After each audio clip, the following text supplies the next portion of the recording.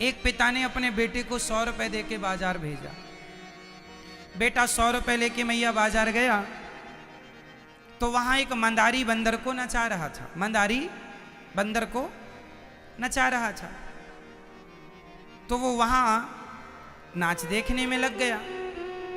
नाच पूरा हुआ तो बंदर ने कटोरा उठाया, सबसे मांगा तो इसके पास कितने रुपए थे? कितने?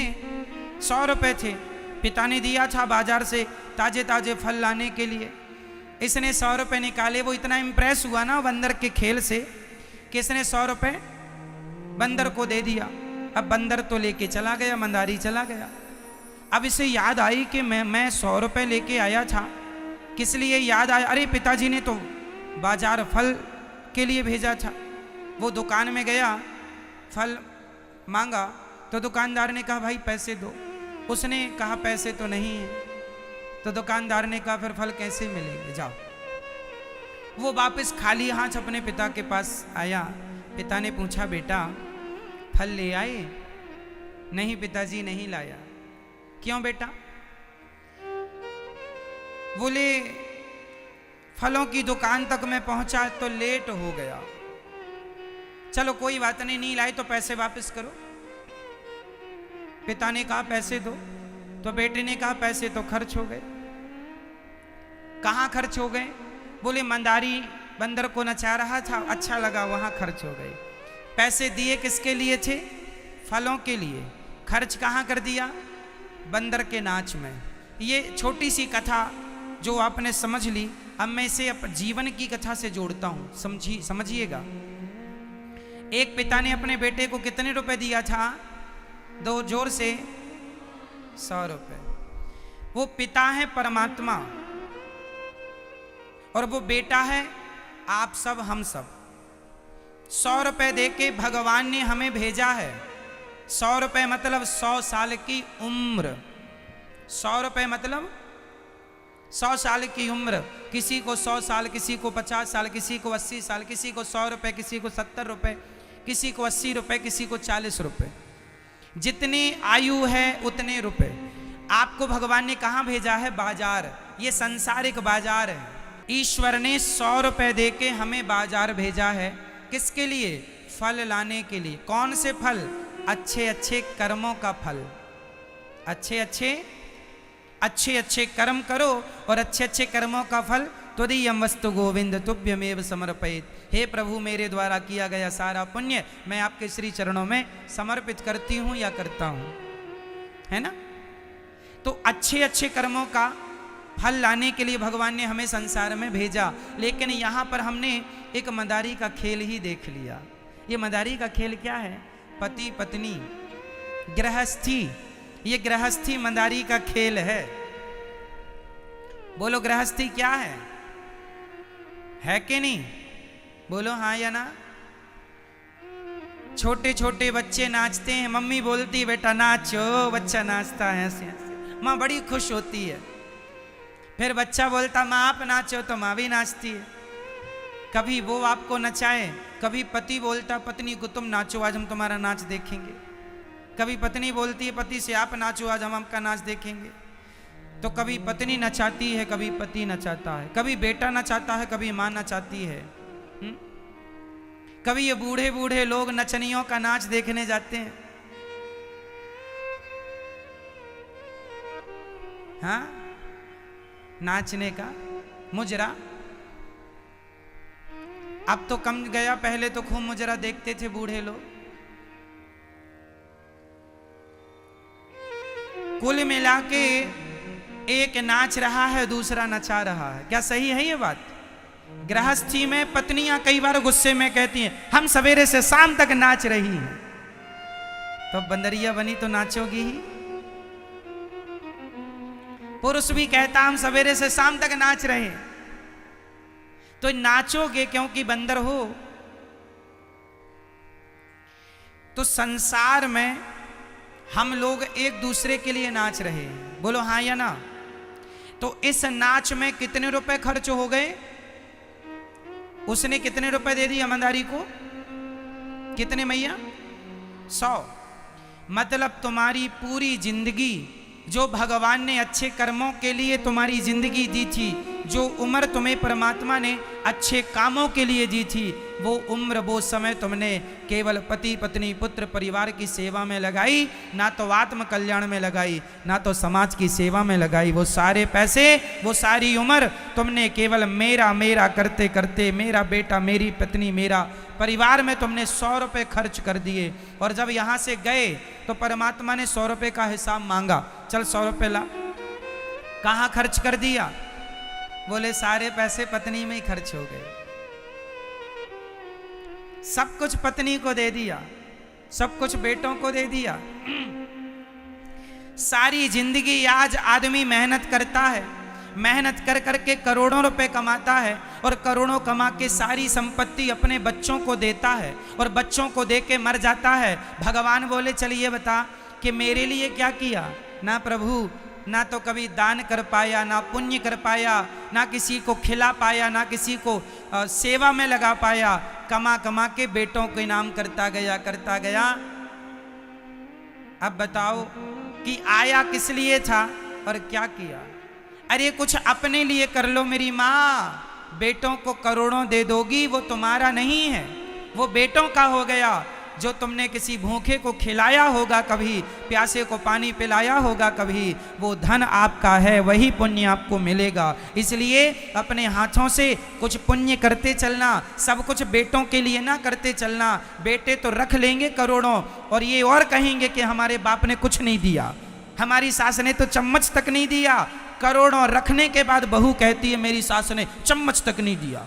तो दुनिया के लोगों का पेट कभी नहीं भरेगा, तुम सिर काट के भी दे देना, यहां से अपनी गर्दन को तलवार से काट के और बेटे और बहू को दोगे ना, तो भी उनकी शिकायतें कम नहीं होंगी।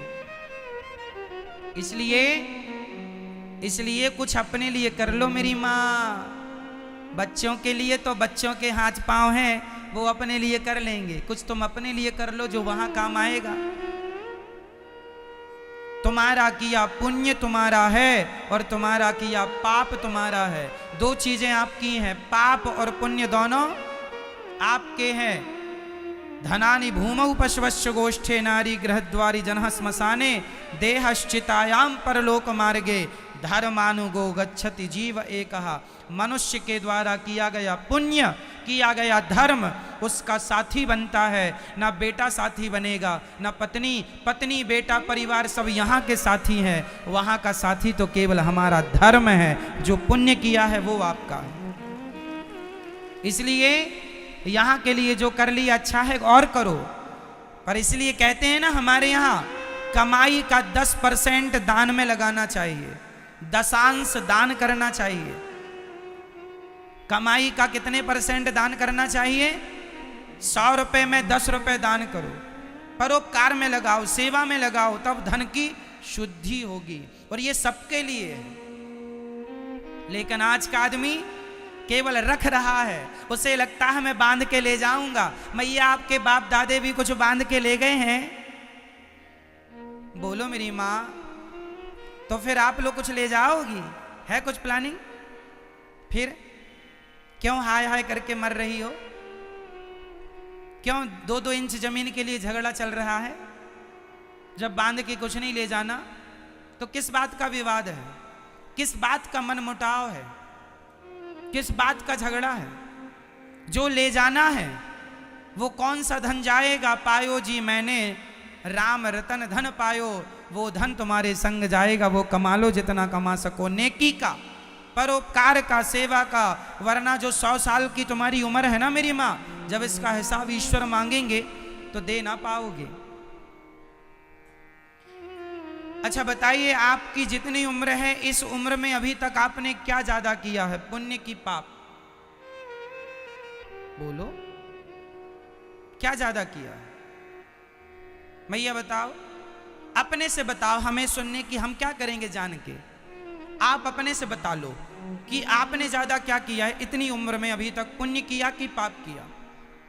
बोलो जोर से। मैया क्या किया?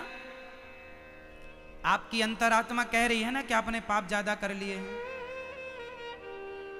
तो मुझे ये बताओ कि पाप का दंड भोगने नरक जाना पड़ेगा।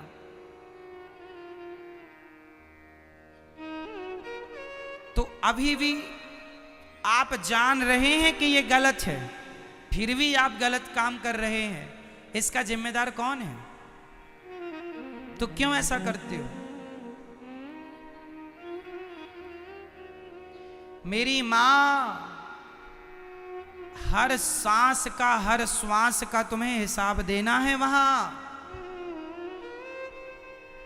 सरकार को हमें हिसाब देना पड़ता है ना, इनकम टैक्स देना पड़ता है। आप लोग देते हैं ना, फाइल है ना आपकी, रिटर्न भरते हो कि चोरी करते हो टैक्स की? सरकार को हमें रुपए रुपए का हिसाब देना पड़ता है हर महीने नहीं तो 6 महीने में, वरना 1 साल में। जब सरकार को हिसाब देना पड़ता है सारी कमाई का, तो सारी जिंदगी में जो किया है वो हिसाब भगवान को भी तो देना पड़ेगा। जा करके हिसाब मांगेंगे वो, फिर नजरें उठा पाओगे? यहां खाओ पियो मौज करने नहीं आए, यहां ईश्वर को पाने, अपने उद्देश्य की पूर्ति के लिए आए हैं मेरी मां। इसलिए कुछ अच्छा कर चलो। कोई नहीं रहा इस धरती पर, कोई नहीं बचा। राज राजे रहे ना वो रानी रही, ना बुढ़ापा रहा ना जवानी रही, वस्तु हर एक आनी व जानी रही। अंत में लखपति को न धेला जुड़ा, हंस जब भी उड़ा तो अकेला उड़ा। कोठी बंगले बने के बने रह गए, हीरे मोती जुड़े के जुड़े रह गए। अंत में लखपति को न धेला जुड़ा, हंस जब भी उड़ा तो अकेला उड़ा। ताजी भोजन बने के बने रह गए, हीरे मोती जुड़े के जुड़े रह गए। अंत में लखपति को न धेला जुड़ा, हंस जब भी उड़ा तो अकेला उड़ा।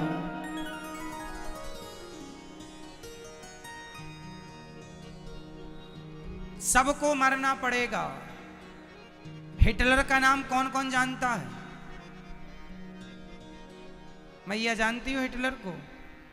मैया आप जानती हो? नहीं जानती? एक हिटलर नाम का व्यक्ति था, उसने लाखों लोगों को मारा था। कैसे मारता था? बड़ी भट्टी बनवा रखी थी, आग जलती थी। यदुहियों को, सबसे ज्यादा उसने यदुही धर्म के लोगों को मारा था। इस धरती का आज तक के, धरती जब से बनी है तब से लेके आज तक का सबसे क्रूर व्यक्ति हिटलर माना गया। सबसे क्रूर व्यक्ति है। आग जलती थी, छोटे छोटे बच्चों को ले जाके आग में फेंक देता था, स्त्रियों को आग में फेंक देता था, पुरुषों को आग में ले जाके फेंक देता था। और उसे तड़पता हुआ, जब वो तड़पते चिल्लाए तो ये बहुत हंसता था। ये बच्चों की चीख सुन के हंसता था, ये लोगों का दर्द सुन के हंसता था। कितने लाख लोगों को मारा है? 1 लाख तो रिकॉर्ड है, मतलब लिखित में 1 लाख है, और जो लिख नहीं पाए ना जाने और कितने मारा होगा। लाखों लोगों की हत्या इसने, निर्मम हत्या की। अब मैं कहना यह चाहता हूं कि एक है हिटलर जो बड़ा दुष्ट था, और एक है श्रवण जो अपने माता पिता की सेवा करते हैं। अब बताइए, आज 2022 चल रहा है, क्यों मैया? आज की डेट पर ना तो हिटलर है ना तो श्रवण है। समय ने सबको निगल लिया है। हिटलर भी नहीं बचा और श्रवण भी नहीं बचे, दोनों मर गए, दोनों गए, लेकिन एक मर के दुष्ट कहला रहा है और एक मरकर भी सबके दिलों में राज कर रहा है। तो मरेंगे सब, मरेगा सब, सब मरेंगे, पर कोई मर कर भी जिंदा रह जाता है और कोई जिंदा रहकर भी मरे जैसा हो जाता है। बस ये अंतर है। इसलिए खाओ पियो मौज करो की पॉलिसी नहीं अपनाइएगा कि खाओ पियो मौज करो, ये करने आए हैं ना। कबीरा जब पैदा भये जग हंसे हम रोए, अब करनी ऐसी कर चलो कि हम हंसें जग रोए। समय तो हमें भी निगल जाएगा, लेकिन जब मरेंगे तो मरने के बाद लोग याद करेंगे कि जब तक जीता रहा तब तक समाज की सेवा करता रहा। हम आग लगाने वालों में नहीं, आग बुझाने वालों में अपना नाम लिखवाएंगे। आग लगाने वालों में नहीं। मेरी माँ, एक सज्जन, गरीबों की बस्ती थी, उस गरीबों की बस्ती में किसी ने आग लगा दी। तो सोचो, एक वो है जो गरीबों की बस्ती में आग लगा रहा है, और कुछ लोग हैं जो गरीबों की बस्ती में आग में पानी डालकर उस आग को बुझा रहे हैं। एक आग लगा रहे हैं, एक आग बुझा रहे हैं। समय दोनों को ही निकल जाएगा। ना आग लगाने वाला जिंदा रहेगा मेरी माँ, ना आग बुझाने वाला जिंदा रहेगा। लेकिन आपसे मेरा सवाल है कि बताओ, मरे तो दोनों, ऐसा नहीं कि हम मरे ना, मरेंगे, लेकिन आपसे मेरा सवाल है, आग लगा के मरना पसंद करोगे या आग बुझा के? बोलो मेरी माँ, आग लगा के मरना पसंद करोगे या आग?